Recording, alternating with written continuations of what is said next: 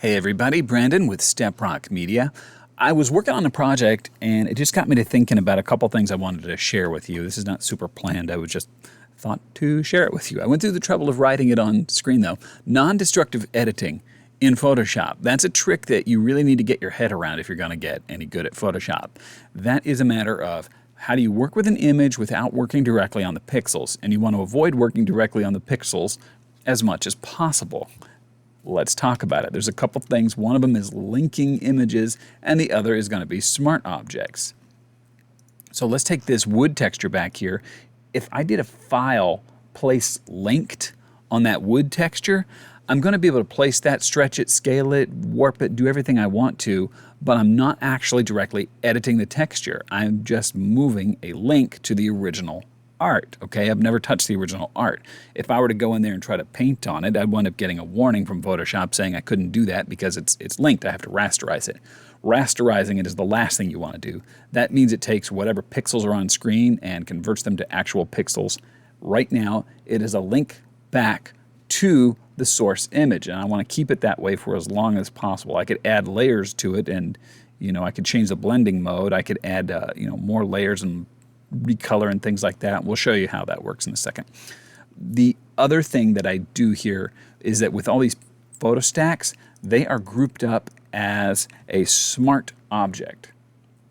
And what we would do is, I've got all these effects on here, all these shadow effects. So all you would do, for example, is you would right click on them all together and you could say convert to smart object, and it makes it one big smart object. Once it does that, you can click into it like I do on the photo stacks. If I double click into it, the photo stacks are now opened up. And you can see it looks like another Photoshop document. And up here at the top it says photostacks.psb. This is now part of the main project, the main artwork. This is kind of a nested Photoshop document. It's a Photoshop document within a Photoshop document. It's Photoshop Inception. And it's actually pretty darned cool. The reason is because anything that I do in here, let's grab this image up here on the top left. We'll fiddle with this one. Let's say I wanted to stretch this image really big and float it up here, and I could change the drop shadow or something on it. Just for jollies, we'll make it look like this one's hovering, okay? Just for jollies. That'll be fine. If I save that, we go back up to the main image, and we can see that it's updated over here.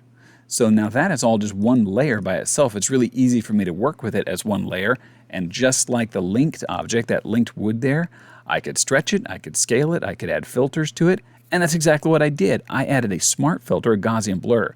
So when I go up here to go filter, blur, Gaussian blur, it doesn't just blur the pixels, it doesn't damage the underlying pixels. Because it is one smart object, it adds a smart filter, okay? If we close up on it here, we can see that the edges of it are kind of soft from my Gaussian blur, but I can turn it off and turn it on. It's an effect that can be applied and unapplied. In fact, I can edit it. I can still edit how much of a Gaussian blur we get by clicking into it.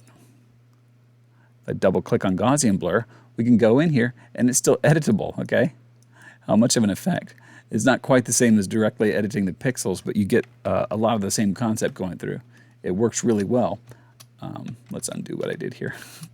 I'll save that one again. And when I save it, boom, back to what I had in the first place. Again, with the idea of Photoshop Inception, this guy here, this image, is also a smart object. I can double click into this object, and if I go in here and I would want to make some edits to it or add more layers to it, or let's do that. Let's just for jollies, I'll just add another layer and we'll fill it red, just because. Let's say I wanted to destroy my artwork. Save that. Look at that. It updates here on the nested object. I'll save that one. We're going back up the layers of Inception here, and bam, there it is, updated again. So all the way up the stack. You can go as deep as you want to on this. And I mean, obviously, I've gone a little crazy with my nested layers here, but it's such a useful way to be able to get into the idea of non-destructive editing. And again, that is the most important thing. The big takeaway is to think about rasterizing as the last thing you want to do. Okay, it's better for you to add a layer and paint on that layer, or to do a layer effect on it, or do anything except for rasterize and directly edit pixels.